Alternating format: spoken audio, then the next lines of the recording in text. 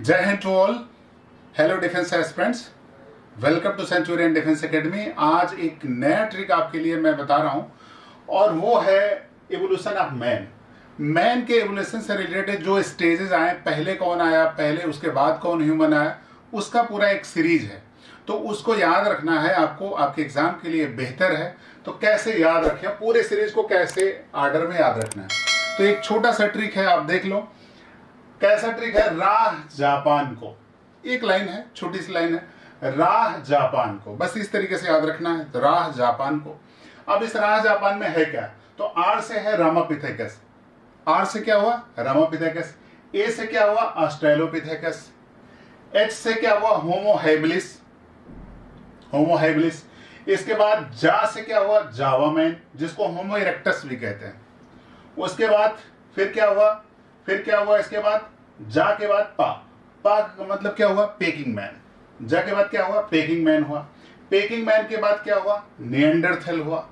फिर लास्ट में को से क्या हुआ, क्रो-मैग्नन, और क्रो-मैग्नन के बाद क्या आता है, मॉडर्न मैन आता है। तो बस इस तरीके से याद रखोगे राह जापान को। आसान सा ट्रिक है, समझ में आया होगा, राह जापान को।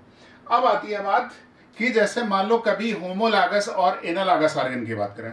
होमोलॉगस ऑर्गन का मतलब होता है जिनकी ओरिजिन सेम हो, फंक्शन क्या हो, अलग अलग हैं। एनालॉगस ऑर्गन का मतलब होता है जिनकी ओरिजिन तो डिफरेंट होती है बट फंक्शन क्या होता है, एक जैसा होता है।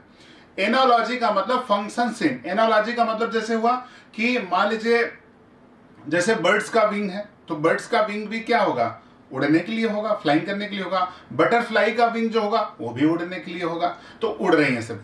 लेकिन अगर जो है कहा कि होमोलॉजी, ओरिजिन सेम हो बट फंक्शन डिफरेंट हो। जैसे फोर लिम्ब, हम लोग का फोर लिम्ब का काम अलग है।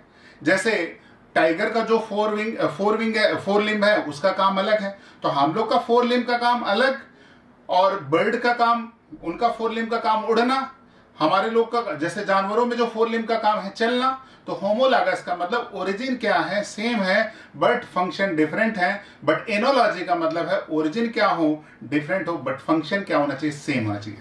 तो याद रखना CADH ऐसे याद रखो। आजकल काढ़ा इस्तेमाल करते हैं हम लोग, काढ़ा, तो ऐसे याद रखो काढ़ा, या कैड याद रखो, कैड याद रखो, या काढ़ा याद रखो। तो काढ़ा ऐसे याद रखो। कन्वर्जेंट एनालॉगस इवोल्यूशन होता है। कन्वर्जेंट जो होता है एनालॉगस इवोल्यूशन होता है, और डाइवर्जेंट जो होता है वो होमोलॉगस होता है। तो याद रखो कैड, CADH, कैड या काढ़ा याद रखो। सिंपल सा, कन्वर्जेंट एनालॉगस, और डाइवर्जेंट जो होता है होमोलॉगस होता है। तो बस एक छोटी सी ट्रिक रही। ओके, थैंक यू एंड जय हिंद।